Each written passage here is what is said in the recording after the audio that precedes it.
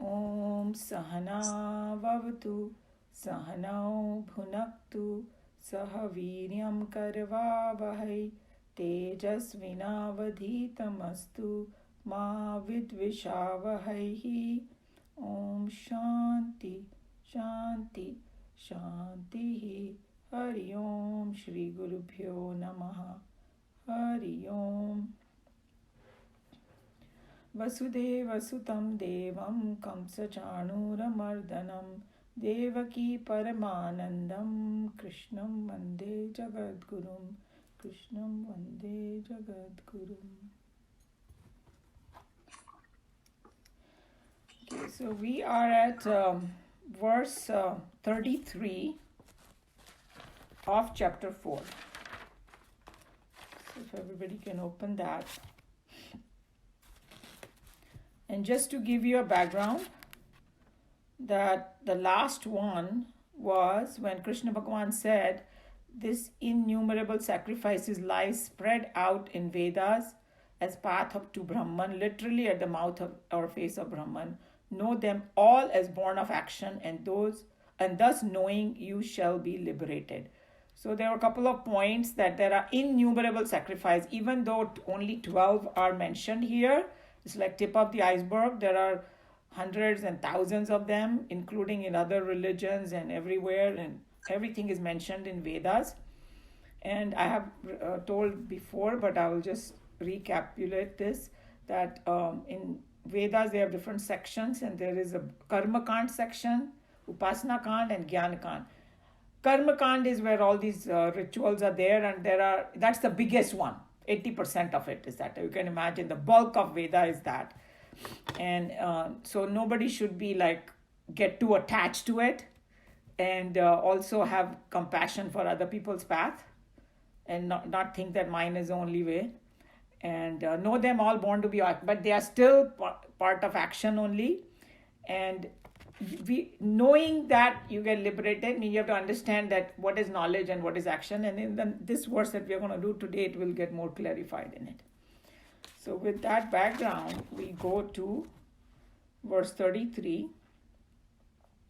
And I'm going to chant Shreyan Dravyamayat Yagnat Jnana Yagna Parantapa Sarvam Karma Khilam Partha Jnane Parisamapyate. So here are the words. Shreyan is superior. Dravya Mayat, with objects. Yajnat, the sacrifice. Yagya. Jnana Yagna, knowledge sacrifice. So we have heard this word before now. And what we are doing right now, or what we do in the class, is Jnana Yagna actually.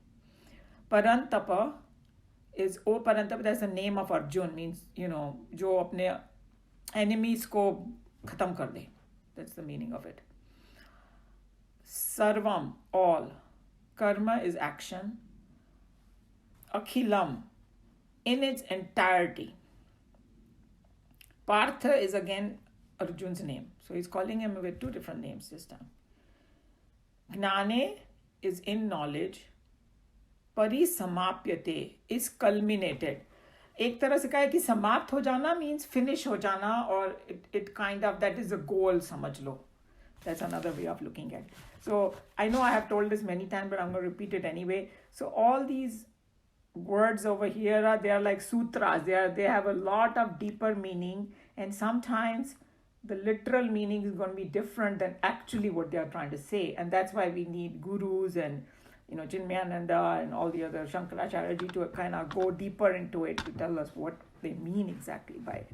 So basically Krishna Bhagavan is telling over here that if you say the word meaning is going to be that Dravya Yagna means yagnas that are done with material. Compared to that, the Gnana Yagna is superior. That's one first sentence. And the second one is that all of this action in the entirety, no matter what you are doing as a yagna, so like thousands of yagna that we have talked about, they culminate in knowledge. Means uska goal is to go to knowledge. And we have done this in the past, the same thing, but he's here saying it actually. So let's analyze a little bit what is going on over here. So first of all, we know that जितने भी हमने यज्ञ की बात की, वो 12 यज्ञ, I think the first one को छोड़ के, जिसमें ब्रह्मार्पणम ब्रह्म हविः, in that one there was no dravya required. It is just how you perceive. So that was the highest. But बाकी जितने भी थे, उसमें we need something. And what do we need? Firstly, we need body, mind, intellect तो चाहिए ही करने के लिए. वो भी एक तरह के equipment ही हो गए, right? तो वो सब हम लोग को उसके द्वारा करना पड़ेगा. And दूसरा is like you need, द्रव्य means पदार्थ means things. दान करना है तो you need things to donate, कोई हवन करना है तो उसमें वो सामग्री डालनी पड़ेगी. And if you have to do it with food, then you have to control the diet. उसमें भी सामग्री चाहिए, जो खाना है नहीं खाना है and all those things. So that's what he means, that पदार्थ के साथ करना. So he's saying that jnana yagna is better. So what is a jnana yagna is, basically we can divide it into 3 that I've been always talking about: Shravanam, Mananam, and Nididhyasana. So what does the other Dravya Yagna do? Does that mean, if Krishna Bhagavan is saying it is superior, that means I give up that? So all of the saints caution you, don't give up your other sadhana. They are necessary to purify our mind. And with that purified mind, when we do Shravanam, Mananam, and Nididhyasana, that's when you progress. Because if your mind is not purified, Shravanam is also not going to materialize with you. And I'll give you a very simple example and you will relate to it. हम कोई समझो a person goes in some kind of satsang, तो वो, if his mind is not purified और उसमें बहुत राग द्वेष होएगा, तो वो तुरंत कंपेयर करने लगेगा, oh that other talk was better than this guy, और इन्होंने इस व्यवस्था कैसी की है, खाना क्या मिलने वाला. He's going to forget about the main subject and he's going to just focus on the other stuff. So even to focus in Shravanam, you need a certain purity of mind. So by doing those other yagnas with dravya, that purifies our mind so that we can do a better Shravanam. Does that make sense what I'm saying? So that's what it is, a Shravanam. And then, and we already know, we have discussed, but we can recapitulate that, Shravanam is listening. Then after that, you're going to have some doubts, obviously, or it's not clarified. And also that when you're doing Mananam, so you're contemplating, thinking about it, what is being said, and then you take out all the doubts, and then you approach the teacher or the book or Bhagavad Gita or whatever, try to get the doubt out. And then when all the doubts are completely satisfied, and you can, when you sit in meditation, you will know, if you have a doubt, you won't be able to concentrate and go deeper into that, whatever you have learned. But the more doubts get cleared, meditation will be deeper and deeper, so that's what it is. So one of the saints, Swamis gave a very good tip about Shravanam, Mananam, and Nididhyasana. He said, when you are listening, firstly, this subject is very subtle. We already know that how subtle this subject is, and that's why you will see that how in Kathopanishad it's going to come now, the question that he's going to ask, that how subtle this subject is, it will shed some light on it. That's why he said that when you are doing this Shravanam, you should not be doing any other stuff, Like he was just joking. He said that you cannot sit in the satsang and start texting to your friends and all that, because then you will not listen properly.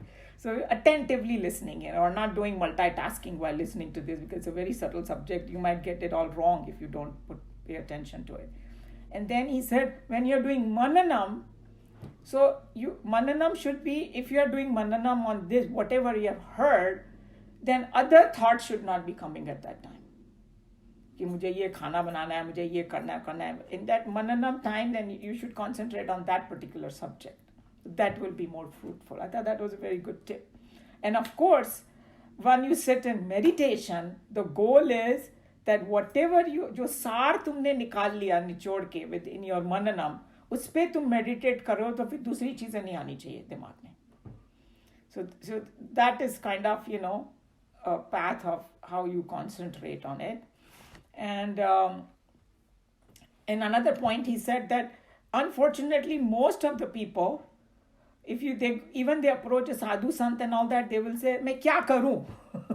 कौन सा व्रत करूं? कौन सा ये करूं? They are more interested in that, in doing, and not taking that next step of the Shravanam, Mananam, Nididhyasana, So we have to remember that all the other stuff are just means for purifying the mind. And why is that? Because the final thing that we get in that, through this process is the knowledge. And knowledge of Brahman, that I am not the doer, and all those things that we have learned about that, final thing. So that's what gives us liberation. So if you have to simplify this whole thing, then all the yagnas that we are talking about, thousands of them, they purify our mind. And what this knowledge does is give us complete freedom. It makes us infinite, So that's why it is like that. And we have kind of discussed it, that how human beings don't get satisfied with limited things. They always feel like something is missing. Okay. So, and then what is Upanishad? Upanishad is this last part of the Jnana Yagna. This is where all that knowledge is a cream of the entire thing. And Bhagavad Gita is the sar of all the Upanishads. So you can imagine what Bhagavad Gita is like, a really concentrated this knowledge over here. And that's why Bhagavad Gita, I always feel, is very expansive. It's not limited in anything.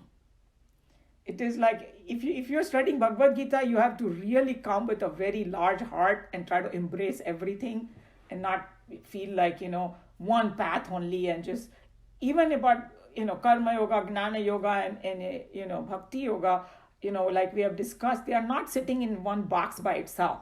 They flow into each other, and they have, completely like merged into each other and all that. So that's how we have to approach it, this thing. So, and then as I said, that whatever all the other sadhana are doing, uska bhi goal wahi hai. हर एक साधना का गोल एक ही है, to come to a state where I realize that, that pure Atma, which is my own self, which is everywhere, and it is the same thing in the entire universe, So that kind of thing is we are talking about, And the other thing, if you see from the technical perspective, that even if you have a lot of noble desires, मेरे को दान करना है, वो भी एक यज्ञ ही था ना, दान करना है, ये करना है, सब कुछ, all the desires are part of action only,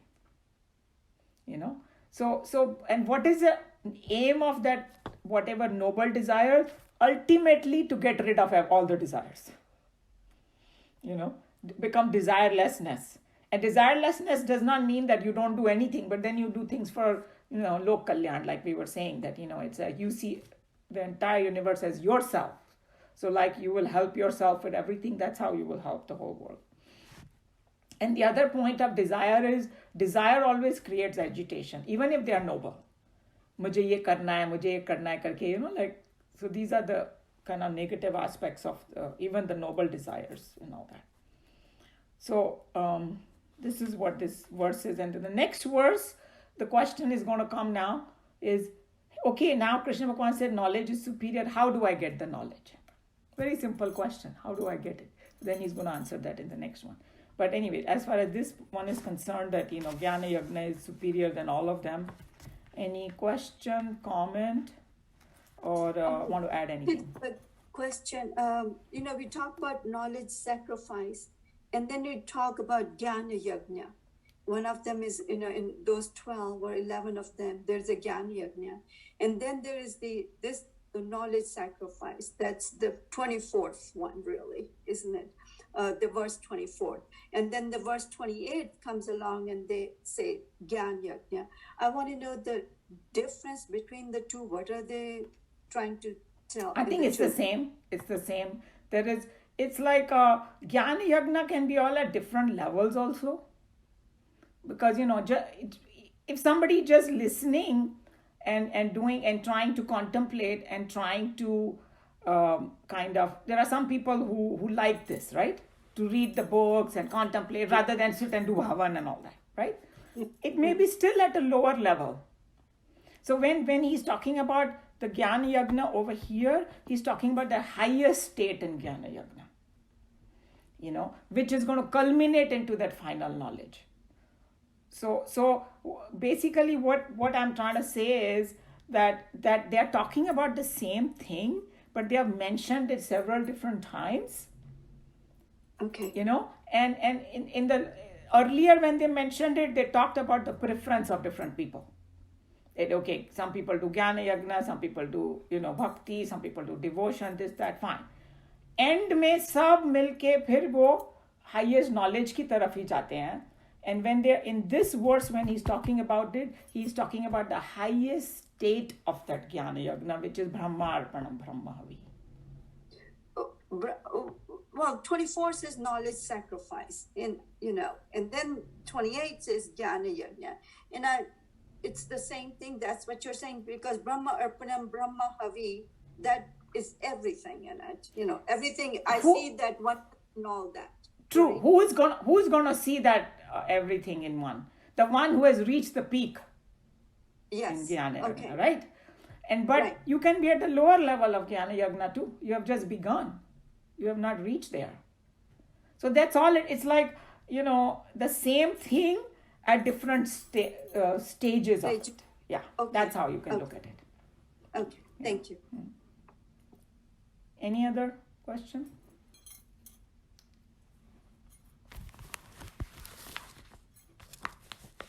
Okay. Who would like to read?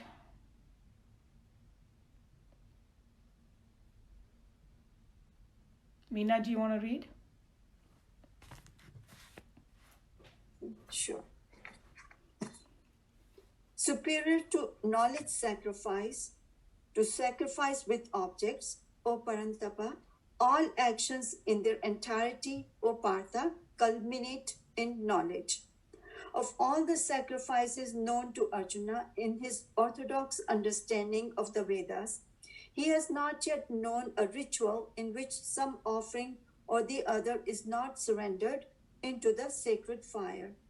Therefore, when the above subjective actions of self-control are termed as yajnas, this new interpretation jars upon the understanding of the Pandava prince. He almost feels unreconciled in this interpretation. Lord Krishna, reading Arjuna's thoughts on his face, explains in this verse that Jnana Yajna, the offering of our ignorance into the fire of knowledge acquired and experienced, is the noblest and the divinest of all activities. So here, this Jnana Yajna that he's mentioning over here, main reason for it is offering our ignorance into the fire of knowledge. So it's the offering they are saying. जैसे word yagna आता है ना, offering is there, higher altar and offering is there, right? So he's talking about यहाँ पर ये ज्ञान यज्ञ means जो हम लोग कर रहे हैं वो यही है ना, हम लोग अपना ignorance हटाने की कोशिश कर रहे हैं. Right. Or ignorance can come in many different forms. Ignorance can come in forms of doubt. I don't know yet. I don't have that experience yet of this oneness, So that's what it is. That I'm making. अभी हम लोग को intellectually मालूम पड़ गई है बहुत सारी चीजें, right? Yeah. But अभी तक experience नहीं हुआ है because there is something still missing. So we are still wrestling with it, constantly. Yeah. So it's still an offering of our ignorance till we culminate. True. So Jnana Yajna culminates in knowledge. Knowledge is like the summit. Yes. वो goal समझ लो. That is the goal also. True. It's Vijnana. Yes. So I think from that perspective, you are right. It is still at the level of Yagna only. True. Okay. Yeah. Okay. Krishna compares the Dravya Yajna, the sacrifice of material oblations, with Jnana Yajna, and declares that for cultural self-development, Jnana Yajna is any day nobler and diviner than mere formalistic ritualism with material offerings. So I think, Dravya Yajna. One of the reason I think he's hammering this, because we discussed it, lot of times your goal becomes lower goal. Like, अब उसी में फंस जाते हैं. I have seen so many people, their whole life revolves. वो एक यज्ञ करना है तो वो भूल ही जाएंगे कि क्यों कर रहे हैं. उसी फिर उसी में वो लोग पूरी घर को भी समेट लेंगे and everybody like, what I'm saying, और okay, भक्ति योगा तो वो भजन ही किए जा रहे हैं. अंदर चाहे प्योरीफाई माइंड नहीं हो रहा है, बट ऑर्गेनाइज करना है जी भजन ये वो. Or it can take so many different shapes and forms of getting stuck at the means, like forgetting the goal. Forgetting the goal. It's like the best example I have heard is that somebody says, oh, when you are younger I want to buy this luxury car and things like that. तो वो car को तो खरीद ली, अब उसमें एक भी खरोच नहीं लगना चाहिए जी. उसको गराज में रखो, उसमें कपड़ा डालो, उसको धो, इधर लेके मत जाओ नहीं तो वो पुरानी हो जाएगी. तुमने ली क्यों है गाड़ी में? कहीं जाने के लिए लिए. That's what he's talking about. That वो means को पीछे पड़ के और भूल जाते हैं काय के लिए. And that's one point. And the second point is, just because he said it is superior, it has a double meaning. Means you should graduate to the next step, to the superior thing. It's like your child is going to college और वो degree लेना तो भूल गया और sports में और extra curricular activity में लगा हुआ है. And the parents are saying, hey I sent you there for a degree, where is the degree? You do the other thing but focus on the degree. That's what he's saying. Okay, focus on that knowledge. All this is just to purify your mind. Now take the next leap. That's what he's talking about. In the second line of the verse, the Lord explains how and why he considers the sacrifice of ignorance in knowledge, Jnana Yajna, as greater and nobler than the sacrifice of food and other materials in the sacred fire, Dravya Yajna. Ritualistic karmas produce results to enjoy, which the individual ego has to take up new manifestations, wherein again he has yet to undertake and perform more and more activities. Karma never ends karma, and therefore action cannot be a complete fulfillment in itself. See, this is a very scientific term. Yes. Beautiful. Karma can never, take you to that higher thing, because it will create more karmas. And then we have done this so much past discussion on it, that even in Kathopanishad and all that when you do some good karma, उसका फल मिलने के लिए मुझे वापस जन्म लेना पड़ेगा और स्वर्ग जाओ भाई, enjoy all that. That also is a temporary. There may be thousands of years and you don't have all the bodily afflictions and all that, but still that's not the end. End में वो भी खत्म होने वाला है. So that means it will never, only purely karma say you can never reach there. That's what he's telling you. Right, because finite will never get you to the infinite. True. And that's what it is. Yeah. And so no matter how many finite you add to it, finite plus finite or finite is still a finite. Right. So that's why one of the, thing is that we get so caught up in our karmic thing that many times we forget. And half of the things we do, if you really observe each person, since we are householders, we look at our own life, we do useless stuff. And our teacher used to always say, कम करो ये सब.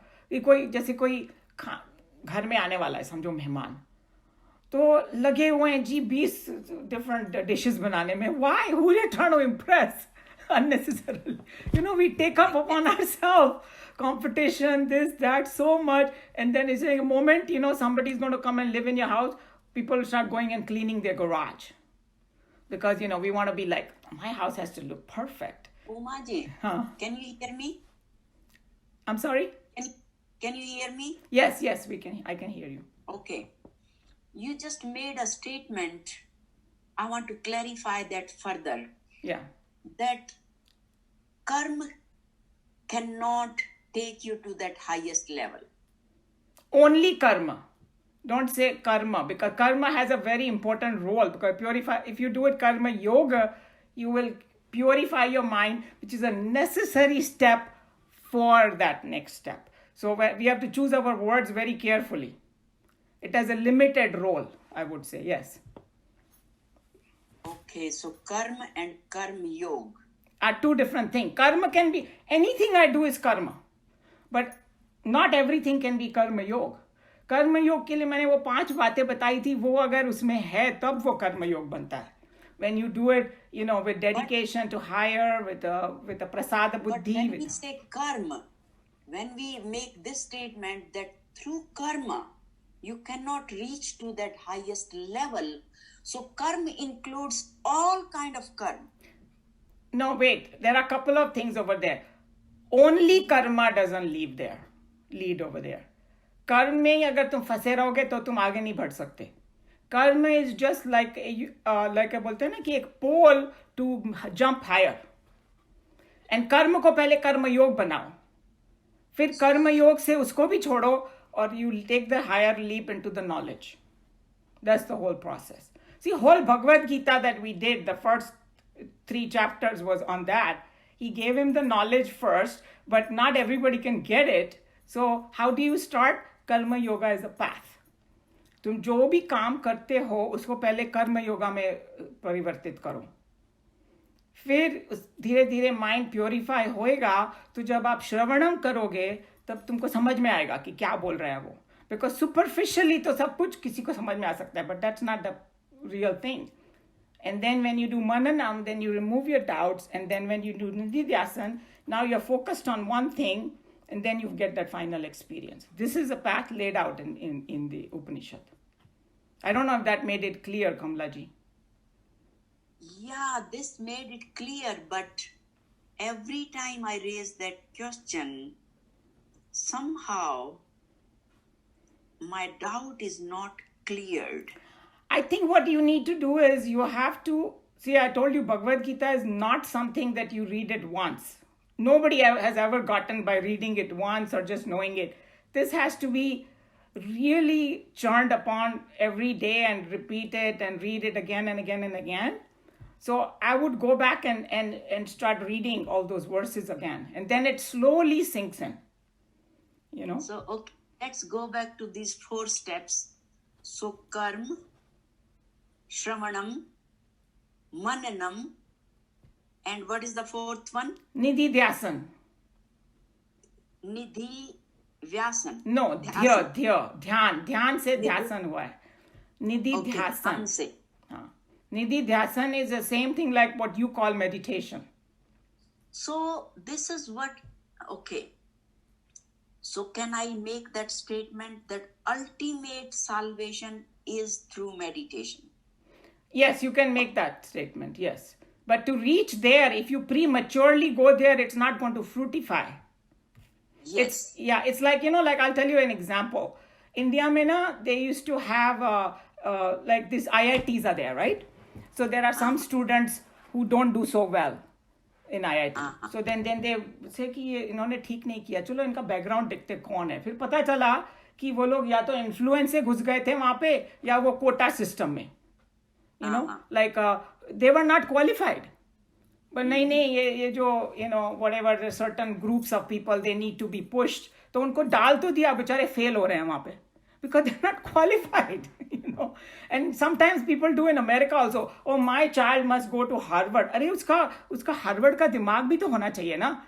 उसको अगर तुम घुसा दोगे वहां पे तो वो बेचारा दुखी होके सुसाइड ही कर लेगा. That if you don't do meditation without samatva mind, without samatva buddhi, you cannot reach there. That's clear. Yeah.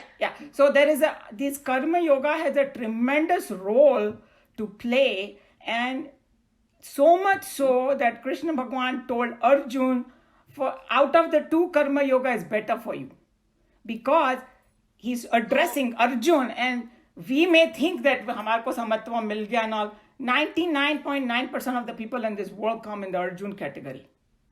Okay? Yeah, so can I make another statement for clarification of myself and for clarification of all the listeners, that Karam Yoga, Gyan Yoga, Bhakti Yoga, they are assisting paths to achieve Dhyan Yoga. And Dhyan Yoga is the ultimate step, ultimate ladder, ultimate point through which we can achieve God. Is that overstatement or is that right? No, that statement is not overstatement, because end may you have to drop everything, and that merging point is through that. So you can say that. I don't have a problem with that statement. I don't know if anybody else wants to comment on it. Because I The I only was under that impression that you can achieve God through any of the path. No. I think what you are confusing, this is what you're confusing with. When you talk about meditation can have 40 different ways to do it too. No, that's not. No, but I want to address that, because, when you were saying that, okay, you sit and you do the chakras and all that, that's one method. Another method. Cannot, unless you reach to that level. These are all preparatory steps. Like you try to focus, you try to sit, but you cannot, if you cannot focus your mind, then you can sit in meditation for years and years and years, and you cannot achieve. Yeah, and Krishna Bhagwan called them mithyachari. Those people who do that, yes, they are mithyachari, because बाहर से बैठे हुए हैं quietly Buddha की तरह, अंदर पता नहीं क्या तूफान चल रहा है. It doesn't mean that all meditators will achieve God. If they are not serious, if they have not put enough efforts, if their mind is not stable, if they are unable to control the mind, and if they are deep into if they are not that deep, they cannot reach the goal. That's very clear. Yeah, okay, you can say that too. That's a fine statement. One more thing I want to ask you, Kamlaji. I have a comment on this, that when you say you do this method to achieve God, really there is no God. It's you yourself. You merge with the universe. That's very clear to me. Now, Shivji is God himself, and he's meditating all the time. Yes, I agree with that. So I don't see any difference. And all these other things you're talking about is same. I mean, some people, they do bhakti, but all the paths, they lead to the same. The idea is that you lose your astitva, jisko bolte hain. Yes. And then you merge with the universe. That's what I was trying to bring to point. That's very clear. That's very clear that when you lose your own existence and when you use with universe, when you merge with universe, that's when you become, your individual energy converts into universal energy. Your individual vibrations convert into universal vibration. Your individual light converts into universal light. What does that mean, though? What does that mean to you when you say that? That means that you are not separate than this universe. You are part of it, and you become aware of it. You merge with it. You feel it. You become one. Okay, so that one is also going to come in the verse 33, 34, 35 mein aayega ki the person who has achieved that knowledge, when you go to a university, gives you a certificate, right? Engineering mein kehte, okay, you have an engineering degree now, so you can show it to everybody. But when you go to a guru and he gives you this gyan, he doesn't give you a certificate. So how do you know that you have gotten that knowledge? That Krishna Bhagwan is going to talk about it. That's okay. Yeah, I'm what okay it is. with that. And I'm clear about that also, like what happens, who achieved to that stage. But I'm clarifying those things, that yes, Karam Yoga helps, Bhakti Yoga helps, Gyan Yoga helps, but ultimate salvation is with Dhyan. What was that word? Nidhi Dhyasan. Nidhi Dhyasan. Nidhi Vyasam. No, Nidhi Dhyasan. Nidhi Dhyasan. I will write it in Hindi and send it on the thing, so we all know it. Maybe I'll disagree with this in a way. If you know about Ashtavakra Gita, now Janak, because when Ashtavakra told him, he became merged with God right away. He didn't do any meditation or anything else. Because he was already pure. Because he did that. Yoga. He was the king. Because he did those in previous incarnations. No, I know, but the point is, so it's not the only way or the ultimate way, All the other ways are part of it. Okay, I have a suggestion. I think this discussion is not going to go anywhere because it's like, I see both of your points. What Kamlaji, what you need to do is don't hold on to this so tightly, what you're saying. Have a little open mind. So what it is that when you talk about meditation, it can be explained in many different ways. One of the beautiful ways that Kathopanishad did it called it Adhyatma Yoga. It gave the name. What was the definition of Adhyatma Yoga? You're withdrawing from the world and you are connecting to the higher. So that, keep it very simple, because otherwise, it almost looked like, hey, this is such a rigid path. And what Joe is telling you, and what I had told you before also, there could be many different ways you can do that withdrawing and connecting. And it depends on each person's... I can tell you, I may have done probably what you did in my previous life, 700 years. But in this life, I didn't have to do that. I was just listening to the music, and that took me there. And even when music disappeared, I was totally in that mode. So I didn't have to go through all of these steps, we are talking about. And Yeah, so yeah. many of They are those- accumulated birth over birth. They are accumulated at yes. Right. Okay, let's move on. That's Yeah. what I wanted to clarify. So anyway, we got still a lot of material. You can still do your own mananam at home, and then next time you can bring the question. Okay, let's move to the next one. Meenaji, continue, please. Yes. On the other hand, right knowledge, jnana, ends all karmas once and for all, inasmuch as the deluded ego destroys itself in the light of self-knowledge. We have already seen that ignorance causes desires, and desires are the seeds from which all actions arise. When the ignorance, the primary source of all activities, ends at the dawn of knowledge, all actions naturally get fulfilled. Therefore, all actions in its entirety of Upartha attains its consummation in knowledge. If thus by knowledge alone can we really gain the fullest satisfaction, then how are we to gain this knowledge by which all actions can at once be burnt up and exhausted? So it's telling you the final state. And then we have heard this. Usme, sare sanskar bol do, all our desires, they get roasted. So, it's like you don't have any personal desire anymore. कि मेरे को ये मिल जाए वो मिल जाए जो प्रारब्ध में मिलता है उसमें वो खुश रहता है and then he's doing things for the person who has reached that state, and he's doing it for lok kalyan, not for himself. That's why they are so relaxed, and even with this COVID and all that, the Mahatmas are the most relaxed, because like I was telling you before you guys came, I'm going to send a talk by one of the Swamis of Chinmaya Mission. I think he's a Swami from Bangalore, a young Swami. And he gave us such a fantastic talk on, what are the responsibility of say, for Chinmaya people. We were just addressing the people, because we study this Jnana Yoga, we do Jnana Yoga. So he's saying that what are the responsibility, then how you should become strong, and then you can help other people also. And he said, okay, even if somebody succumbs to COVID, say, and dies, Krishna Bhagavan already said in chapter 2, it's not the end of the world, because he said every body dies, body B-O-D-Y, like our body, but nobody dies because we are eternal. People forget that. Okay, fine, this is all happening, but in the end, you still don't need to grieve, because he told Arjuna not to grieve about that. So he took you to the highest point, and then he said, okay, if you win over this, we can enjoy the world, and if you die in it, you will enjoy heaven. So if you have done good karmas. So the main thing comes, hey, do the right thing.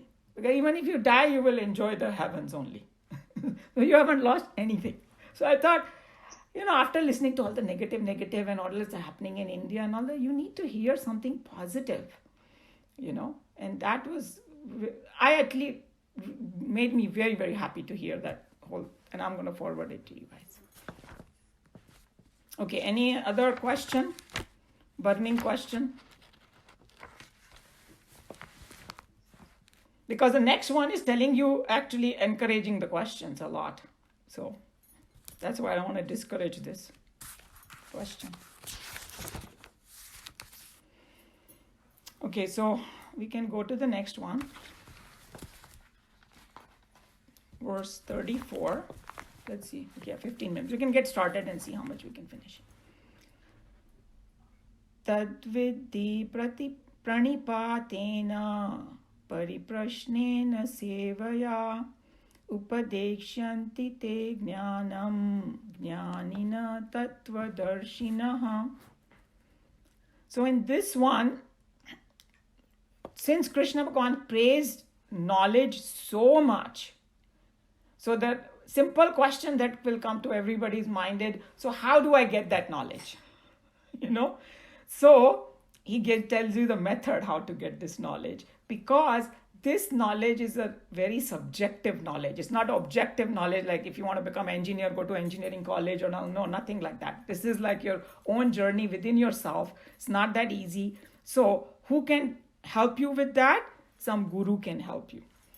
And then, so how do you approach? Let me do the Sanskrit words first. Tat is that, vidhi is to know, pranipatena, by long prostration. So ये जो प्रणिपात है ना, दंडवत प्रणाम जिसको बोलते हैं, it's a very, like, इसका बहुत deep meaning है. That means कि मेरा ego पूरा मैंने उसके सामने झुका दिया है अपने गुरु के सामने. So like somebody was telling that how in different religion you have different methods of doing this, prayer or like jhukna. Christian logo mein they kneel down. I think Muslim logo mein maybe they kind of kneel down and they do. No, Christian logo mein they kneel down and then they put their hand like this. How do they do it? I think they do like this maybe. They kneel down and do this. So when you jab kneel down karte hain na, jo hamara jo, when we are standing up straight, हमारा जो छाया पड़ती है, it is a full Chhaya. Chhaya is like क्या बोलते हैं English में उसको? Meena ji, I can't hear you. Shadow. Shadow जो पड़ता है वो पूरा होता है. तो जब उसको shadow is representative of the ego. Ego is nothing but like a shadow, right?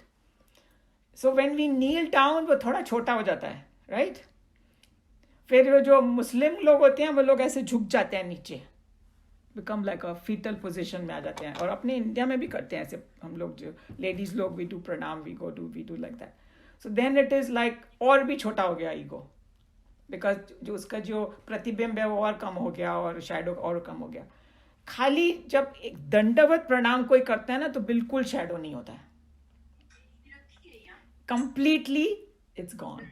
So this Dandavat Pranam has a very significance about, becoming humility at the highest. That's what it means. So just wanted to clarify that what it means. Okay, Kamlaji has to mute. I can maybe do it. Okay. Pariprashnena is by questioning, by asking questions. Sevaya, by doing service. Upadeshyanti, he will instruct you. The guru will instruct you. Te is you. Jnanam is knowledge. Jnaninaha is the wise. Tattvadarshinaha, those who have realized the truth. So here basically what Krishna Bhagavan is saying, that the guru जो है ना, उसको तुम prostration करो, mean दंडवत प्रणाम करो, लेकिन वो दंडवत प्रणाम के पीछे है ह्यूमिलिटी होनी चाहिए. That that I want to learn from you, and don't go with like a दिमाग में खूब सारी चीजें भरी हुई. Go with an empty mind. And we have seen that drishtant of the Zen master. This fellow comes to learn from the Zen master, and the Zen master does not teach him. He start pouring the tea, and the tea start falling over. And then they say, what are you doing? He's saying, your mind is like that right now. You're not ready to learn from me, because you have come with so much stuff in your own head. So when you do approach a guru, you have to go a complete open mind, and whatever you have in your mind, you have to put it aside to listen to the new knowledge that the guru is going to give. That's what it's meant by this prostration. Pariprashnena is by asking questions, because we are going to always have doubts, and the best way to remove those doubts is by asking question, because then the person knows on the other side what is the problem. Okay, so then he will be able to answer it. So question asking is a totally encouraged in Vedanta. All the Upanishads are asking question answer between the guru and the student, but there are certain thing we have to follow, and when we do the Swamiji's commentary, he's going to tell you that within the devotion, respect and reverence and admiration ke bhitar wo question hona chahiye. But there are some people who go to some satsang just to pull somebody down, or argue for the sake of argument and all. It shouldn't be like that. It's for the genuine reason of asking question. And sevaya, by service, and the actual meaning behind that is tuning to the teacher. It's not so much like do the physical seva and all that, because he's saying that Swamiji is going to explain that how they used to have ashrams and stuff like that we have now. उसमें वो ज़रूरत पड़ती है, सेवा करने की. मगर सेवा करने से ना एक बहुत इम्पोर्टेंट चीज़ होती है, तुमको गुरु का सानिध्य मिलता है. Because then you are more, जैसे पुराने ज़माने में गुरुकुल में जाके रहते थे तो सब स्टूडेंट्स ही करते थे ना सारा चोर्स.